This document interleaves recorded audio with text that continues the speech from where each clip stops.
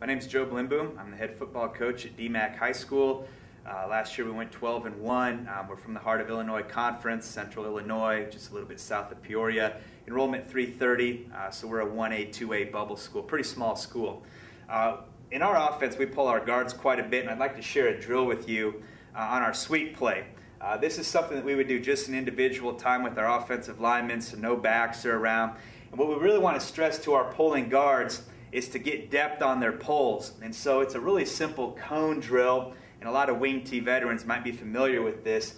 But basically, as we're going to be pulling to our right, in this particular case, we're concerned with penetration getting across the line of scrimmage.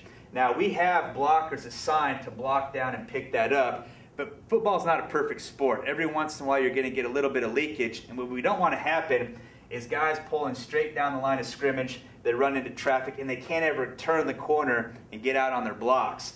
So the first thing that we start with is our alignment. Before we pull, we want our guards as far off the ball as legally possible. So we'll have our center get set first, and then we have our guards get down into their stance, and we want to make sure that your helmet is on the center's hip as he gets into his stance. That keeps you off the ball, still legal, but off the ball as far as possible, because we want to be able to pull and not have anything hold us up. So once we've got into a pretty good alignment, we want to make sure on our stance we're flat-footed, we're not up on our toes, we don't have any pressure on our hands because, again, we're not going forward, we're going to the side. So we're going to make sure our alignment's good, our stance is good, now we're ready to go. So what we're looking to do is set a cone about 2 yards off the line of scrimmage. Now keep in mind, with the football being here, a neutral zone, and our guards off the ball, 2 yards sounds like a lot, but it really isn't. It's just to get those linemen used to the fact that when they pull, they're not coming straight down the line. They're going to get a depth step, a crossover step. They're going to get some depth, and as they turn, we want to actually work on your ability to turn a corner. And you'd think that you could just automatically do that, but it actually has to be coached and worked on, because as you get around that cone, to make it a fast turn, you want to dip this shoulder as you come around the cone. So we're going to get some depth, dip our shoulder, come around the cone. We can look at a kick-out block, backside guard. Again, as soon as he crosses the center, he's going to get some depth, work around that cone, and now he can look inside.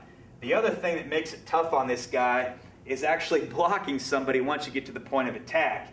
These probably aren't going to be your best athletes. They're probably not going to be your basketball players, those types of guys, so you have to work on them as well. So what we'll do is we'll start off with another lineman. He'll be standing here as a linebacker. And what we're going to do is we're going to tell him to just kind of slowly shuffle out here.